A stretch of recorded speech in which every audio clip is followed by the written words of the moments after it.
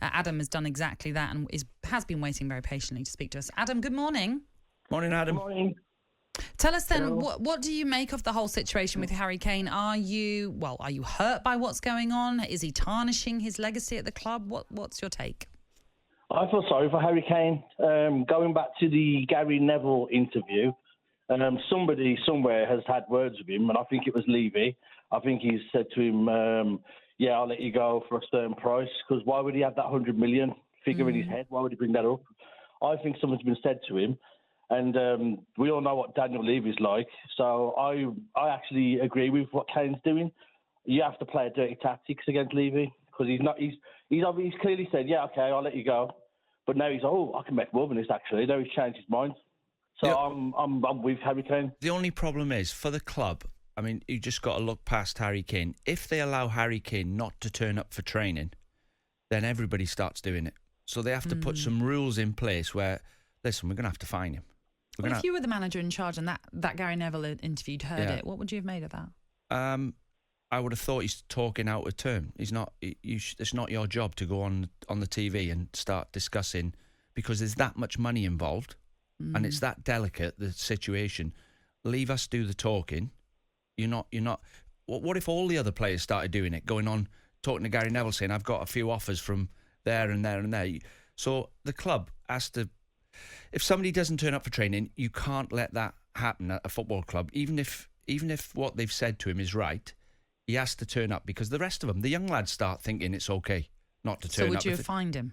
Well, they're going to have to do something. Yeah, they're going to have to show the rest of the group, which is the most important thing, that is not all right. We've got rules in place. But I agree with what the caller's saying. He has been told something in the background. But that's not the way to do it. No. Okay, Adam, thank you for calling in. Luke is also on the line. Morning to you, Luke. Morning, guys. Morning, Luke. Tell us then, you're a Spurs fan also. What sort of side of this story are you on? Well, I mean, I'm completely against not turning up for training. I think we've said it all morning, really. You're contracted, Harry. You signed the 6-year deal. That's you. For me, a lot of the blame comes down to his agent. We've all spoken over the number of years that Harry Kane has been the superstar at Spurs that he is. That, he's a great guy. He works hard, and he doesn't cause this sort of fuss.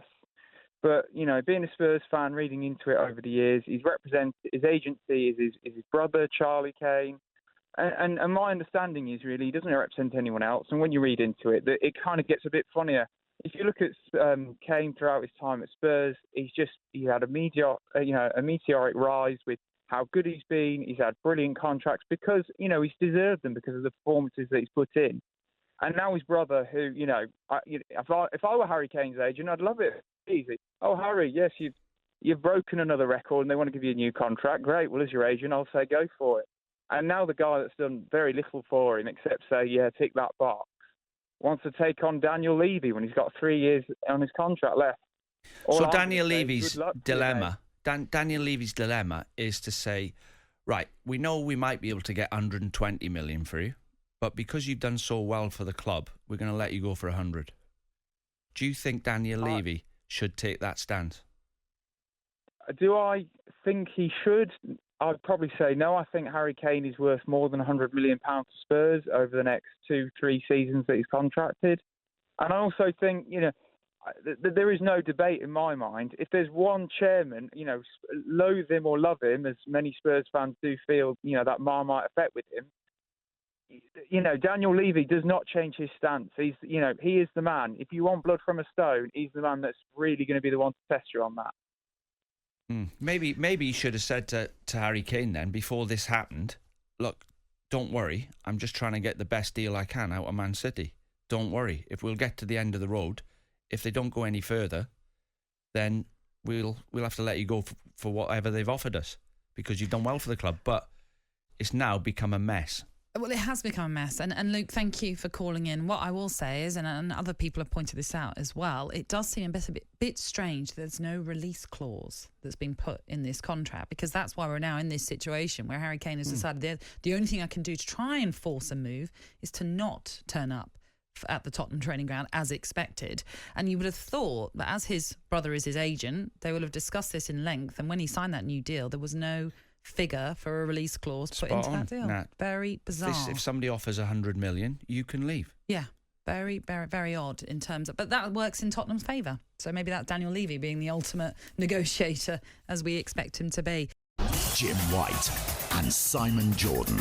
Monday to Thursday morning, 10 till 1. On AM, on DAB, via the talkSPORT app and on your smart speaker. talkSPORT.